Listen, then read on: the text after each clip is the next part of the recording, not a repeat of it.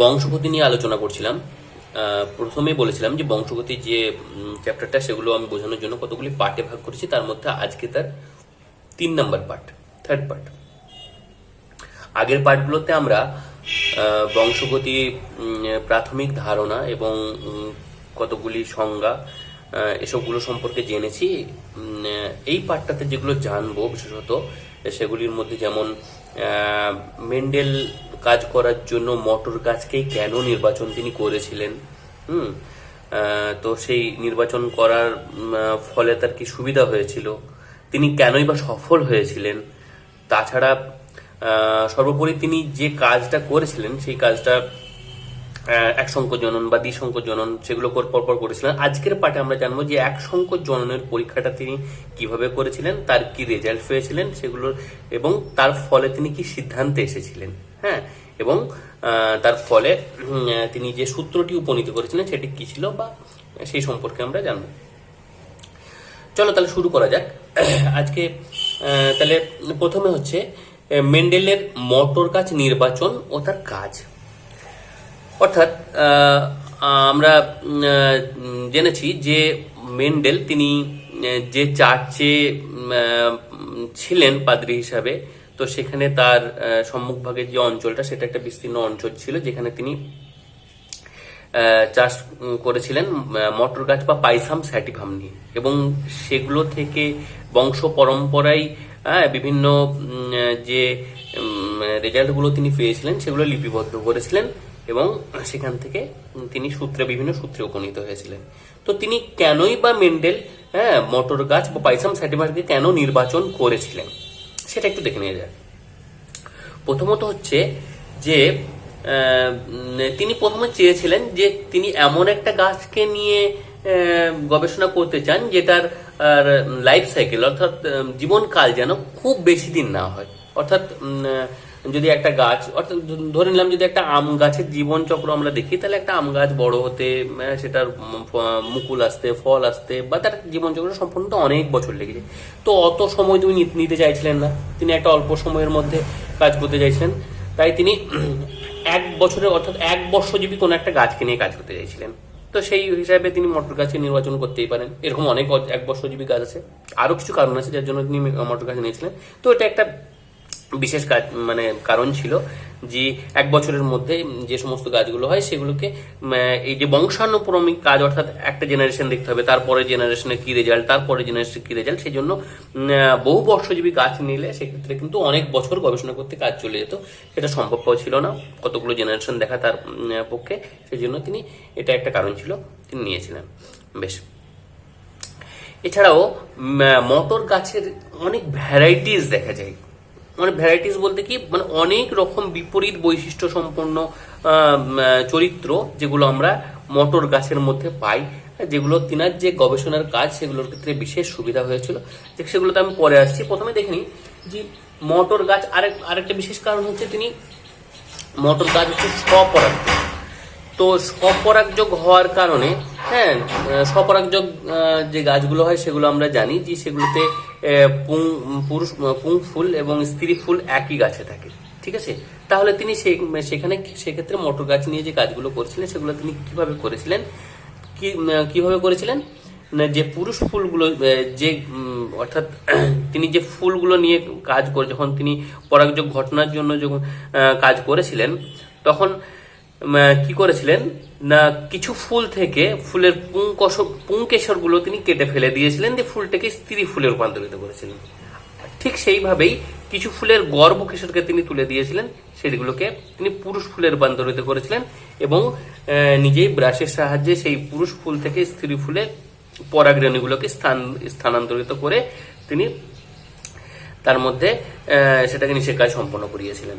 যাই হোক, এখন আমরা দেখে নিই যে মটর গাছ তিনি নির্বাচন করেছিলেন, সেই মটর গাছের কতগুলো বিপরীত চরিত্র বা বিপরীত বৈশিষ্ট্যসূচক চরিত্র কতগুলো নিয়ে তিনি দেখেছিলেন বা লক্ষ্য করেছিলেন। যেমন আমরা জানি যে মটর গাছের যে এগুলো হচ্ছে বিপরীত বৈশিষ্ট্যসূচক চরিত্র, আর এগুলো হচ্ছে বিভিন্ন বিপরীত বৈশিষ্ট্য তাদের মধ্যে পাওয়া যায়। যেমন বীজের আকার বিভিন্ন রকম হতে পারে। মটর গাছের ক্ষেত্রে সেটা আয়তার গোলাকার হতে পারে বা কুঞ্চিত হতে পারে। এবার এক্ষেত্রে হয়তো তুমি প্রকটটা গোলাকার হতে পারে বা কুঞ্চিত হতে পারে। হ্যাঁ, আমি একদিকে প্রকটগুলো লিখলাম, একদিকে প্রচ্ছন্নগুলো লিখলাম। যাই হোক, বীজের বর্ণ, মটর গাছের বর্ণ হলুদও হতে পারে, আবার সবুজও হতে পারে। ঠিক সেইভাবেই ফলের আকৃতি পরিপুষ্ট ফুল হতে পারে, আবার খাঁজ খাঁজ যুক্ত ফুল হতে পারে। ফলের বর্ণ সেটা সবুজও হতে পারে মটর গাছের ক্ষেত্রে, হলুদও হতে পারে। ফুল বেগুনি রঙের হয়, সাদা রঙের হয়। কাণ্ডে ফুলের অবস্থান, অর্থাৎ ফুলটা গাছে ধরার সময় সেটা কোন জায়গাটায়, কোন স্থানটিতে ফুলটি ওখানে থাকে, অবস্থান করে, সেটা কাক্ষিক হতে পারে বা শীর্ষ অর্থাৎ সম্মুখ ভাগে অগ্রস্থ দিকে ওখানে হতে পারে। কাণ্ডের দৈর্ঘ্য, কাণ্ডের দৈর্ঘ্য অর্থাৎ সামগ্রিকভাবে গাছটির দৈর্ঘ্য একটি লম্বা গাছ বা দীর্ঘ গাছ হতে পারে, খর্ব বা বেটে হতে পারে। এতগুলি বৈশিষ্ট্য তিনি মটর গাছের মধ্যে লক্ষ্য করেছিলেন। হ্যাঁ, এই বিভিন্ন কারণের জন্য তিনি মটর গাছকে বা পাইসাম স্যাটিভাকে তার গবেষণার কাজের জন্য তিনি নির্বাচন করেছিলেন। তো এগুলো হলো তার নির্বাচন করার কারণ। তাছাড়াও তিনি কিছুটা ভাগ্যবানও ছিলেন, বা তিনি যে মটর গাছ নিয়ে কাজগুলো করেছিলেন তার সাফল্যের পেছনে আরো কিছু কারণ ছিল, যার জন্য তিনি তার পরীক্ষাগুলোতে সফল হতে পেরেছিলেন। সেগুলো একটু পরপর আমরা দেখে নিই। হ্যাঁ, যেমন মটর গাছ যে কাজটা করেছিলেন, অর্থাৎ যে পরীক্ষাগুলো করেছিলেন, এক সংকর জনন বা দ্বিসংকর জনন, অর্থাৎ তিনি যে কোনো এক জোড়া বিপরীত বৈশিষ্ট্য নিয়ে কাজ করেছিলেন বা দুই জোড়া। অর্থাৎ বিপরীত বৈশিষ্ট্য কি, অর্থাৎ তিনি হয়তো বীজের আকার নিয়ে কাজ করেছিলেন আর কাণ্ডের দৈর্ঘ্য নিয়ে কাজ করেছিলেন। বোঝা গেল? তাহলে একটা বা দুটো চরিত্র নিয়ে কাজ করেছিলেন, ওই 5টা বা 7টা চরিত্র নিয়েই তিনি কাজ করতে যান না একসঙ্গে। হ্যাঁ, এটা একটা কারণ। বেশ, 2 নম্বর কারণ হচ্ছে তিনি যেগুলো বংশ পরম্পরায় যে পরীক্ষাগুলো করেছিলেন সেগুলো অন্তত পক্ষে 3টি বংশ পর্যন্ত পর্যালোচনা করেছিলেন। অর্থাৎ একটা জেনারেশন, আগে দিনে বলেছিলাম যে জনিত্রী জীব, তারপরে প্রথম অপত্য জনু, তারপরে দ্বিতীয় জনু, তারপর তৃতীয় অপত্য জনু। এইভাবে তিনি যেগুলো কাজগুলো করেছিলেন সেগুলো লিপিবদ্ধ করেছিলেন এবং অন্তত পক্ষে 3টি বংশানুক্রম পর্যন্ত সেই কাজগুলি করেছিলেন। 3 নাম্বার হচ্ছে তিনি যে সমস্ত গাছগুলোকে নিয়ে কাজ করেছেন, যে সমস্ত পরীক্ষা করার জন্য যে সমস্ত উদ্ভিদগুলি নির্বাচন করেছিলেন, সেগুলো ছিল পিওর বা খাঁটি প্রকৃতির। অর্থাৎ তিনি যদি দীর্ঘ গাছ নিয়ে কাজ করেছিলেন, তা সেই দীর্ঘ যে বৈশিষ্ট্য সেটি ছিল খাঁটি প্রকৃতির। আবার খর্ব যে গাছগুলি নিয়েছিলেন সেগুলো ছিল খাঁটি প্রকৃতির। ঠিক আছে? অর্থাৎ আমরা আগেই আমরা দেখেছি যে, যেমন কথার কথা, দীর্ঘ বা লম্বা গাছ যেগুলি আছে সেগুলি হতেও পারে খাঁটি, আবার হতেও পারে সংকর। তাহলে তিনি যদি সংকর গাছগুলো নিয়ে কাজ করতেন, তাহলে সেক্ষেত্রে কিন্তু পরবর্তী জেনারেশনের যে রেজাল্টগুলো সেগুলো কিন্তু বিভিন্নতা আসতো তার মধ্যে। কিন্তু যেহেতু তিনি গাছগুলো খাঁটি নিয়েই কাজটা করেছিলেন, সেই জন্য তিনি সফল হতে পেরেছিলেন। বোঝা গেল? বেশ, আর তাছাড়া তিনি যে রেজাল্টগুলো পেয়েছিলেন, হ্যাঁ, সেগুলোর মধ্যে অধিক সংখ্যক অপত্রে বিশ্লেষণ করেছিলেন। হ্যাঁ, এবং সংকরায়ন পদ্ধতিতে সৃষ্ট অপত্যের বৈশিষ্ট্যের ভিত্তিতে তার মতবাদগুলো প্রতিষ্ঠা করেছিলেন। বোঝা গেল? তো এইগুলো ছিল মেনলি মেন্ডেলের সাফল্যের কারণ। তো এটার জন্য কোনো কোনো ক্ষেত্রে মেন্ডেলকে ভাগ্যবানও বলা হয়। হ্যাঁ, তো যাই হোক, এখন তাহলে আমরা চলে যাব এক সংকর জনন পরীক্ষায় বা মনোহাইব্রিড ক্রসের পরীক্ষায়। অর্থাৎ মেন্ডেল যে এক সংকর জনন পরীক্ষাটা করেছিলেন, প্রথমে দেখে নিই এক সংকর জনন পরীক্ষা কি বা কাকে বলে। প্রথমত হচ্ছে আমরা আগেই অনেকগুলো বৈশিষ্ট্যের সূচক আমরা দেখে নিলাম, যে চারিত্রিক বৈশিষ্ট্য বিভিন্ন রকমের হতে পারে। তাহলে এগুলো হচ্ছে বৈশিষ্ট্য সূচক চরিত্র, আর এগুলো হচ্ছে বৈশিষ্ট্য। অর্থাৎ একটা বৈশিষ্ট্যের জন্য বীজের আকার গোলাকার হতে পারে, আবার কুঞ্চিত হতে পারে। যেমন আমি ছোট করে একটা উদাহরণ দিই। যেমন মানুষের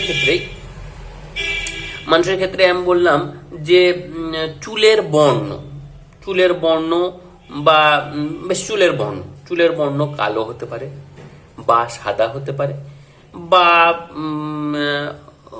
বাইরের কান্ট্রি যাদের, তাদের অনেকের হয়তো একটু সোনালী রঙের, গোল্ডেন কালার এইরকম হতে পারে। ঠিক আছে? তো তাহলে যে চুলের বর্ণ সেটা হচ্ছে বর্ণসূচক চরিত্র, আর তার বৈশিষ্ট্যগুলো বিভিন্ন রকমের হতে পারে। সেটা কালো হতে পারে, সাদা হতে পারে, গোল্ডেন হতে পারে। হ্যাঁ, সেগুলো হচ্ছে বিভিন্ন বৈশিষ্ট্য। তেমনি গাছের ক্ষেত্রে বা মটর গাছের ক্ষেত্রে যেমন কাণ্ডের দৈর্ঘ্য বা গাছের দৈর্ঘ্য সেটা দীর্ঘও হতে পারে, আবার খর্বও হতে পারে। ঠিক আছে, তো এইভাবেই এক জোড়া বিপরীত বৈশিষ্ট্য সম্পন্ন, এক জোড়া বিপরীত বৈশিষ্ট্য, অর্থাৎ ধরেই নিলাম আমি দীর্ঘ আর খর্ব, একই প্রজাতির দুটি জীবের মধ্যে সংকরায়ন ঘটানোটাকে বলা হয় এক সংকর জনন বা মনোহাইব্রিড ক্রস। ঠিক আছে, কি বললাম আরেকবার দেখে নি। এক জোড়া বিপরীত বৈশিষ্ট্য, এক জোড়া বিপরীত চারিত্রিক বৈশিষ্ট্য সম্পন্ন একই প্রজাতির দুটি জীবের মধ্যে সংকরায়ন যদি ঘটানো হয় সেই পদ্ধতিটাকে বলা হচ্ছে মনোহাইব্রিড ক্রস বা এক সংকর জনন। তিনি কিভাবে কাজটা করেছিলেন সেটা আমরা একটু দেখে নিই।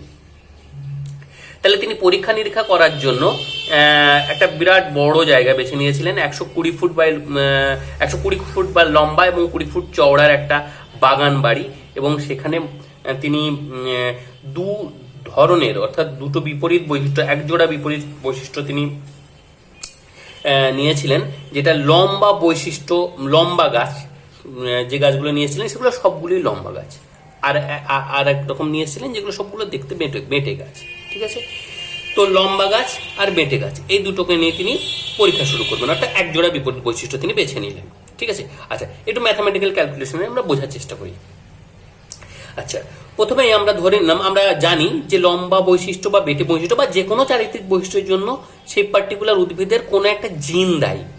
ঠিক আছে, তাহলে আমরা দেখেন ধরে নিলাম যে লম্বা বৈশিষ্ট্যের জন্য যে দায়ী জিনটি সেটা হচ্ছে বড় হাতের টি ফর টল, সেজন্য আমরা টি বড় হাতে ধরে নিলাম। আর বেটে বৈশিষ্ট্যের জন্য দায়ী যে জিনটি বোঝার সুবিধার্থে সেটাকে আমরা স্মল টি ধরে নিলাম। ঠিক আছে, বড় টি আর স্মল টি। তাহলে লম্বা আর বেটে এই দুজনের মধ্যে যদি আমরা ক্রস করাই পরবর্তী জেনারেশনে যে গাছটি উৎপন্ন হবে বা যে উদ্ভিদটি উৎপন্ন হবে, তার মধ্যে যে কোনো একটি বৈশিষ্ট্য প্রকাশ পাবে, অর্থাৎ দুটো বৈশিষ্ট্যই প্রকাশ পেতে পারে না কোনোদিন, হয়তো আইদার গাছটি লম্বা হবে না হলে বেটে হবে। ঠিক আছে, যদিও গাছটি সংকর, কিন্তু যে কোনো একটা বৈশিষ্ট্য প্রকাশ পাবে। আমি ধরেই নিলাম এক্ষেত্রে যে বৈশিষ্ট্যটি প্রকাশ পাবে সেটি লম্বা বৈশিষ্ট্যটি। এই যে আরো ধরি টি সমান হচ্ছে এক্ষেত্রে প্রকট বৈশিষ্ট্য আর ছোট হাতের টি সমান হচ্ছে প্রচ্ছন্ন বৈশিষ্ট্য, অর্থাৎ দুজনের মধ্যে যদি ক্রস ঘটানো হয় তাহলে এই বৈশিষ্ট্যটি অর্থাৎ লম্বার বৈশিষ্ট্যটি প্রকাশ পাবে আর এটি সুপ্ত অবস্থায় থাকবে। আচ্ছা, পরবর্তী দেখে নিই। আচ্ছা, লম্বা বৈশিষ্ট্যের জন্য দায়ী জিন, তাহলে আমরা জানি যে উদ্ভিদের মধ্যে যে কোনো জিন তারা অ্যালিল হিসাবে বর্তমান থাকে। সেই অ্যালিলটা যদি আমরা দেখি, অ্যালিল সেটি এইভাবে অবস্থান করে। আগের ভিডিওগুলোতে আমি আলোচনা করেছি যে তাহলে জিন লম্বা বৈশিষ্ট্যের জন্য যে অ্যালিলটি সেটা এইভাবে অবস্থান করবে, আর খর্ব বৈশিষ্ট্য বা বেটে বৈশিষ্ট্যের জন্য দায়ী যে জিনটি তার অ্যালিলগুলো এইভাবে অবস্থান করবে। তাহলে আমি ধরে নিলাম এই দুটোর মধ্যে যে কোনো একটি পুং এবং স্ত্রী হিসাবে তিনি নির্বাচন করেছেন, অর্থাৎ একজনের থেকে যে স্ত্রী যে ইয়েগুলো মানে স্ত্রী ফুল হিসাবে তিনি পরিণত করেছেন। ওই যে বললাম একটু আগেই যে তিনি ছোট চিমটের সাহায্যে, যদিও এটা একটা উভলিঙ্গ ফুল অর্থাৎ পুংলিঙ্গ এবং স্ত্রীলিঙ্গ একই ফুলে থাকে, তবুও তিনি এটাকে একটাকে পুরুষ ফুলে রূপান্তরিত করেছেন এবং একটাকে স্ত্রী ফুলে রূপান্তরিত করেছেন। তো যে কোনো একটাকে স্ত্রী ফুল এবং পুরুষ ফুলে রূপান্তরিত করেছেন এবং এই দুটোর মধ্যে ক্রস ঘটানো হবে। তাহলে এই দুটোর মধ্যে ক্রস ঘটানো হবে, সেই জন্য এটাকে প্যারেন্টাল জনু বা বড় হাতের পি অর্থাৎ জনিত্রী জনু বলা হবে। আচ্ছা, এখন আমরা দেখে নিই এই দুটোর মধ্যে ক্রস ঘটাতে গেলে প্রথমেই কি হবে, প্রথমে এই দুটোর মধ্যে গ্যামেট তৈরি হবে। ঠিক আছে, গ্যামেট আমরা জানি যে মিওসিস প্রক্রিয়ায় ডিভিশনের ফলে অর্ধেক সংখ্যক ক্রোমোজোম বিশিষ্ট গ্যামেট উৎপন্ন হবে। তো অর্ধেক হয়ে গেল, তাহলে অর্ধেক হলে পারে যেটাই হোক না কেন সেটা টি হবে, অর্থাৎ যদি যে কোনোভাবেই অর্ধেক হলে এটা টি হবে, বড় হাতের টি হবে, ছোট হাতের টি হবে।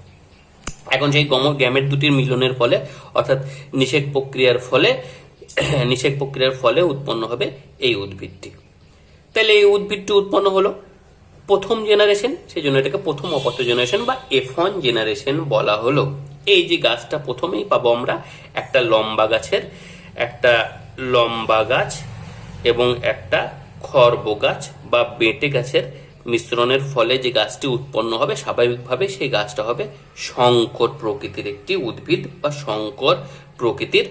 কিন্তু আগেই যে আমি ধরে নিয়েছি যে এক্ষেত্রে বড় হাতের টিটি ছিল কি না প্রকট বৈশিষ্ট্য, তাহলে যে গাছটি উৎপন্ন হবে সেই সংকর গাছটি আদতে দেখতে কেমন হবে বাইরে থেকে, না লম্বা হবে। তাহলে এই গাছটি কি হবে, না সংকর লম্বা। বোঝা গেল? তাহলে প্রথম অপাত্য জেনারেশনে বা F1 জেনারেশনে আমরা যে উদ্ভিদটি পেলাম সেটি হলো সংকর লম্বা এবং যার যেটি মানে জেনেটিক্যালি যেটি এই রূপ দেখতে হবে। এখন এটা গেল প্রথম অপাত্য জেনারেশন। এখন এই গাছটিরই যদি এখন আমি এই গাছটিরই দ্বিতীয় অপাত্য জেনারেশন আমি করব, বা দেখা যাক কি হয়। তাহলে দ্বিতীয় অপাত্য জেনারেশন করতে গেলে এরকম তিনি শুধুমাত্র একটি গাছ নিয়েই বা শুধু এটা সংকর লম্বা, তো এটির যদি এটা উপলিঙ্গ গাছ তাহলে সেই গাছটিরই ভিন্ন ভিন্ন শাখার ফুল, একটি ফুলকে পুং ফুল এবং একটি ফুলকে স্ত্রী ফুলে পরিণত করে যদি সেই গাছটিকে ক্রস করানো হয়, অর্থাৎ সংকর লম্বা, তাহলে যেহেতু যদি স্বপরাগযোগ ঘটানো হয় সেই গাছের মধ্যেই, তাহলে কি হবে সেটা একটু দেখে নিই। কি হবে না, এক্ষেত্রে যদি আমরা গ্যামেট উৎপন্ন ব্যাপারটা দেখে নিই যে কি কি গ্যামেট এর মধ্যে পাওয়া যাবে, তাহলে আমরা একটু লক্ষ্য করে দেখব এখান থেকে দু টাইপের আমরা গ্যামেট পাবো। আইদার টি পাবো, বড় হাতের টি পাবো, বা ছোট হাতের টি পাবো। এখানে যেমন এক রকমই পেয়েছিলাম, শুধুমাত্র যেহেতু দুটোই একই রকম ছিল, এখানেও দুটো একই রকম ছিল, কিন্তু এই ক্ষেত্রে দেখছি যে দুটো কম্বিনেশন আছে, তাই আইদার এই টাইপের পাবো গ্যামেট বা এই টাইপের পাবো। এখানেও তাই, হয় এরকম পাবো নাহলে এরকম পাবো। তাহলে এই ব্যাপারটা একটু আমরা চেকার বোর্ডের সাহায্যে বোঝার চেষ্টা করি, তাহলে হয়তো বুঝতে একটু সুবিধা হবে। ঠিক আছে, বেশ, তাহলে ফেলে দিলাম। চেকার বোর্ডটি দেখতে অনেকটা এই টাইপের হয়। এটি পুং গ্যামেট হিসেবে ইন্ডিকেট করা হয়, এই চিহ্নটিকে, এটিকে স্ত্রী গ্যামেট হিসেবে চিহ্নিত করা হয়। ঠিক আছে, পুং গ্যামেট এবং স্ত্রী গ্যামেট, সরি স্ত্রী গ্যামেট, এটি পুং গ্যামেট। বেশ, এখন পুং গ্যামেটের যে ধরে নিলাম যে কোনো দুটোর মধ্যে যে কোনো একটা পুং গ্যামেট এবং স্ত্রী গ্যামেট, তাহলে আমরা বসে দিলাম বড় হাতের টি, ছোট হাতের টি, বড় হাতের টি, ছোট হাতের টি। এখন এগুলোর ক্রসের ফলে কি হচ্ছে সেটা চেকার বোর্ডের সাহায্যে আমরা একটু দেখে নিই। এখানে টি আর টি এই দুটোর মিলিতভাবে যেটি তৈরি হবে সেটি হচ্ছে টি টি। এটি এবং এটির মিলিতভাবে তৈরি হবে টি টি। এবার এটি আর এটির ফলে এটি, এটি আর এটির ফলে এইটি। তাহলে এতগুলো টাইপের আমরা উদ্ভিদ পেতে পারি। এখন দেখে নিই এটা কি হতে পারে। প্রথমত হচ্ছে এই গাছটি কি রূপ হতে পারে, দুটোই বড় হাতের টি আছে, তাহলে এটা লম্বা হবে। কি প্রকৃতির লম্বা, সংকর না বিশুদ্ধ? অবশ্যই বিশুদ্ধ হবে, তাহলে বিশুদ্ধ লম্বা। এক্ষেত্রে কি হবে, গাছটি একটি বড় হাতের টি আছে, একটি ছোট হাতের টি আছে, তাহলে গাছটি কি হবে, লম্বা। কারণ আমরা জানি একটি বড় হাতের টি থাকলেই যেহেতু সেটা প্রকট বৈশিষ্ট্য, তাহলে গাছটি লম্বা হবে। কিন্তু বিশুদ্ধ না সংকর, এক্ষেত্রে হবে সংকর, তাহলে সংকর লম্বা। এটিও তাই, সংকর লম্বা। এটি কি হবে, এখানে বড় হাতের টি নেই, তাহলে এক্ষেত্রে গাছটি হবে বেঁটে প্রকৃতির এবং অবশ্যই বিশুদ্ধ প্রকৃতির, বিশুদ্ধ বেঁটে। তাহলে আমরা F2 জেনারেশনের যে চেকার বোর্ডটি সেটির রেজাল্টটা আমরা এই রূপ পেলাম, যেটি আমরা চেকার বোর্ডের সাহায্যে দেখলাম। এখন রেজাল্টটা একটু আমরা এখানে দেখে নিই। তাহলে এখানে আমরা যদি ফিনোটাইপিক্যালি দেখি, যে বাহ্যিকভাবে যদি দেখি, কত ধরনের গাছ আমরা দেখতে পাবো, না দুই টাইপের, আইদার লম্বা নালে বেঁটে। লম্বা গাছ আমরা কতগুলো দেখতে পাচ্ছি, একটা, দুটো, তিনটে। আর বেঁটে গাছ কটা দেখতে পাচ্ছি, একটা। অ্যাকচুয়ালি কটা বলবো না, কত পার্সেন্ট বলবো বা কতগুলি বলবো, কারণ সংখ্যায় এইভাবে বিচার করাটা বোধ হয় উচিত হবে না। কারণ পরবর্তী জেনারেশনের গাছ 4টেই হবে বা 3টেই হবে সেরকম ব্যাপারটা না। হ্যাঁ, যতগুলো হবে তার মধ্যে এত শতাংশ, পার্সেন্টেজ হিসাবে বলবো যে তাহলে 3% বা 75% গাছ দেখছি আমরা লম্বা, আর 25% গাছ দেখছি বেটে। অর্থাৎ 3%, 3 ভাগ গাছ হচ্ছে লম্বা প্রকৃতির আর 1 ভাগ হচ্ছে বেটে। তাহলে বাহ্যিকভাবে দেখতে অর্থাৎ ফিনোটাইপিক্যালি আমরা দেখব 3 ভাগ লম্বা গাছ এবং 1 ভাগ হচ্ছে বেটে গাছ। এটা আমরা বাহ্যিকভাবে গাছকে দেখেই আমরা বলে দিতে পারবো যে হ্যাঁ এরকম দেখতে। আমরা যতগুলো গাছ আছে দেখছি তার মধ্যে 3 ভাগ হচ্ছে লম্বা গাছ, 1 ভাগ হচ্ছে বেটে গাছ। এখন সেই গাছগুলি যদি আমরা জিনোটিপিক টাইপগতভাবে যদি বিশ্লেষণ করি তাহলে দেখব যে জেনেটিক্যালি মানে যে গাছগুলি ছিল বিশুদ্ধ লম্বা কতগুলি, লম্বার মধ্যে বিশুদ্ধ লম্বা কতগুলি, সংকর লম্বা কতগুলি, বেঁটে কতগুলি। তাহলে একটু খেয়াল করে দেখব যে বিশুদ্ধ লম্বা হচ্ছে 25%, অর্থাৎ 1 ভাগ। 1 ভাগ বিশুদ্ধ লম্বা, 2 ভাগ হচ্ছে সংকর লম্বা, আর 1 ভাগ হচ্ছে বেঁটে বা বিশুদ্ধ বেঁটে। বোঝা গেল? তাহলে আমরা এই প্রথম একসংখ্য জনন পরীক্ষায় বা মনোহাইব্রিড প্রসেসের ফলে যে রেজাল্টটা পেলাম সেটি এইরূপ যে ফিনোটাইপগতভাবে যে আনুপাতিক সেটা হচ্ছে 3:1, আর জিনোটাইপগতভাবে যে অনুপাত সেটা হচ্ছে 1:2:1। তো এটা হলো একসংখ্যক জনন পরীক্ষার সাহায্যে পাওয়া যে রেজাল্ট। তাহলে আমরা আরেকবার দেখে নিই যে আমরা শুরু করেছিলাম একটি বিশুদ্ধ লম্বা গাছ নিয়ে আর একটি বিশুদ্ধ খর্ব গাছ নিয়ে বা বেঁটে গাছ নিয়ে, তাদের দুজনের মধ্যে ক্রস করিয়েছিলাম। শেষে আমরা দেখতে পাচ্ছি যে বাহ্যিকভাবে সেই গাছগুলির মধ্যে 3% হয়ে গেছে বা 3 ভাগ হয়ে গেছে লম্বা গাছ, 1 ভাগ হয়ে গেছে বেঁটে গাছ। কিন্তু সেটার মধ্যে আবার যখন জিনোটাইপগতভাবে বিশ্লেষণ করে দেখছি সেটার মধ্যে 1 ভাগ হচ্ছে লম্বার মধ্যেও 1 ভাগ হচ্ছে বিশুদ্ধ লম্বা, 2 ভাগ হচ্ছে সংকর লম্বা এবং 1 ভাগ হচ্ছে বিশুদ্ধ বেঁটে। তো এটা গেল মনোহাইব্রিড ক্রস, এটা ছিল রেজাল্ট।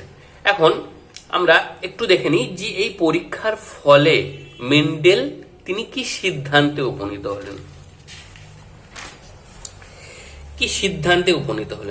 সিদ্ধান্ত মেন্ডেলের একসংখ্য জনন পরীক্ষার ফলে সিদ্ধান্ত।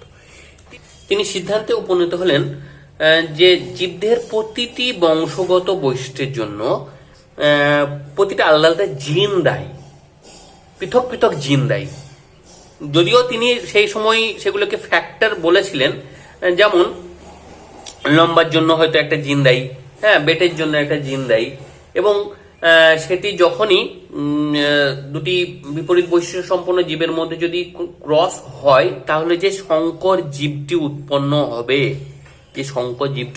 হবে সেটি তার মধ্যে যে বৈশিষ্ট্যগুলি সেগুলি কি বলবো পাশাপাশি অবস্থান করে ঠিকই, কিন্তু পাশাপাশি অবস্থান করলেও পরবর্তী সময় গ্যামেট উৎপন্ন করার সময় সেগুলি আবার পৃথক হয়ে যায়।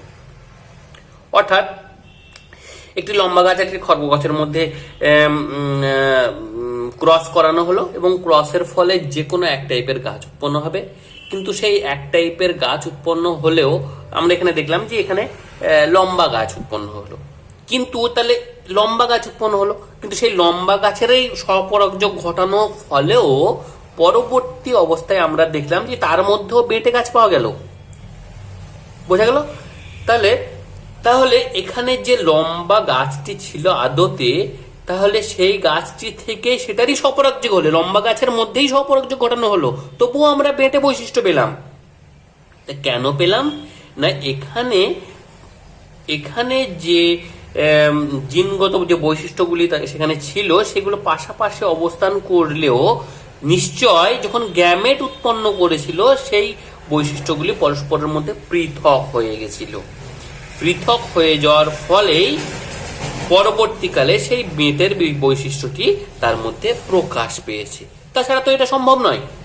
তো তিনি সেটিকে অর্থাৎ এই যে পৃথক হয়ে যাওয়ার ব্যাপারটি, অর্থাৎ তিনি সেই বৈশিষ্ট্যগুলি পাশাপাশি অবস্থান করলেও হ্যাঁ, পাশাপাশি অবস্থান করলে সে পরস্পর মিশে যায় না, বরং পৃথক হয়ে পৃথক মানে অস্তিত্ব নিয়ে থাকে এবং পরবর্তীকালে গ্যামেট উৎপন্ন করার সময় সেগুলো আবার পুনরায় পৃথক হয়ে যায়। এই ব্যাপারটাকেই তিনি একটি সূত্রের আকারে বা সূত্রের সাহায্যে তিনি ভালোভাবে সেটাকে বিশ্লেষণ করলেন, যেটি মেন্ডেলের প্রথম সূত্র বা পৃথকীকরণের সূত্র, বা যেটাকে ল ল অফ সেগ্রিগেশন বলা হয়। দেখে নিই একটু সূত্রটা কি কি বলা আছে না, কোন জীবের এক জোড়া বিপরীত বৈশিষ্ট্য জনিত্র জনু থেকে অপত্য জনুতে সঞ্চারিত হওয়ার সময় একত্রিত হলেও বৈশিষ্ট্য বা অ্যালেলগুলি কখনো মিশ্রিত হয় না, বরং গ্যামেট গঠনকালে বিপরীত বৈশিষ্ট্যগুলি পরস্পর পৃথক হয়ে যায়। একটু দেখে নিই, কোন জীবের এক জোড়া বিপরীত বৈশিষ্ট্য, কোন জীবের, তাহলে এক্ষেত্রে মোটর গাছটিরই এক জোড়া বিপরীত বৈশিষ্ট্য, তাহলে যে উচ্চতার বৈশিষ্ট্য অর্থাৎ লম্বা ও বেটে, সেটা হচ্ছে এক জোড়া বিপরীত বৈশিষ্ট্য। জনিত্রী জনু থেকে অপত্য জনুতে সঞ্চারিত হওয়ার সময় অর্থাৎ প্যারেন্টাল জেনারেশন থেকে পরবর্তী যে অপত্য জনুতে সঞ্চারিত হওয়ার সময় কি হয়, একত্রিত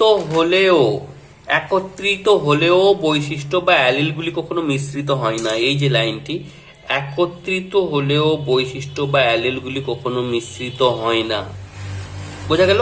এখানে একত্রিত হয়েছিল বৈশিষ্ট্যগুলি ইয়েগুলি, কিন্তু সেগুলি একদম মিশে যায়নি। একত্রিত হওয়া আর মিশ্রিত হওয়া দুটোর মধ্যে বোঝা গেল পার্থক্য।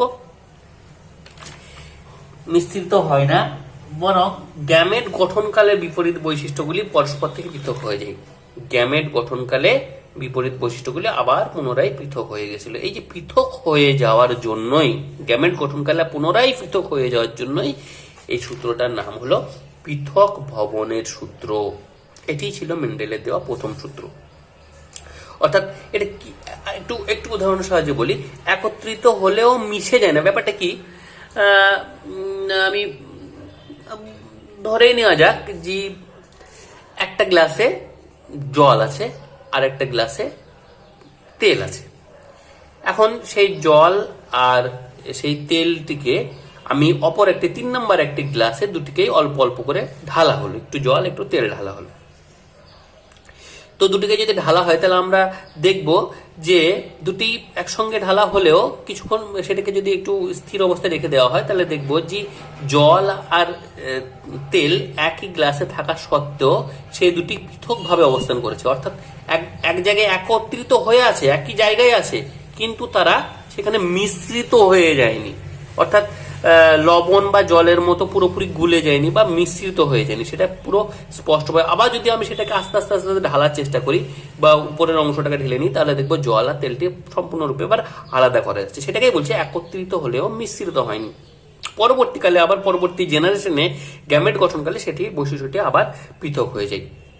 এটিই হচ্ছে মেন্ডেলের প্রথম সূত্র বা পৃথকী ভবনের সূত্র। ঠিক আছে, প্রথম সূত্র। আর এছাড়াও এটিতে আরেকটিও সূত্র পাওয়া যায়, যদিও এই সূত্রটি মেন্ডেল বলেননি, তবেও কোনো কোনো বিজ্ঞানী এটিকে অনুমান করেছেন যে এটা থেকে আরেকটাও সূত্র পাওয়া যায়, যে দুটি বিপরীত বৈশিষ্ট্য সম্পন্ন জীবের মধ্যে সংকরায়ন ঘটালে প্রথম অপত্য জনিত প্রকট বৈশিষ্ট্যের প্রকাশ ঘটে। সেটা আমরা দেখলাম এখানে যে প্রথম বৈশিষ্ট্যে, যেখানে প্রকট আর প্রচ্ছন্ন বৈশিষ্ট্য দুটির মধ্যে প্রথম যে অপত্য জেনারেশন, সেখানে প্রকট বৈশিষ্ট্যটি প্রকাশ ঘটবে। অর্থাৎ দুটো একসঙ্গে থাকলেও, দুটি জিন একসঙ্গে অবস্থান করলেও যেটা প্রকট বৈশিষ্ট্য সেটি এখানে প্রকাশ পাবে। এই ব্যাপারটিকে বলা হচ্ছে প্রকটতার সূত্র। ঠিক আছে, যদিও এটি মেন্ডেল বলেনি। মেন্ডেলের প্রথম সূত্র পৃথকী ভবনের সূত্র, এবং দ্বিতীয় সূত্রটি আমরা আলোচনা করব পরবর্তীকালে, স্বাধীন বিন্যাসের সূত্র, যেটি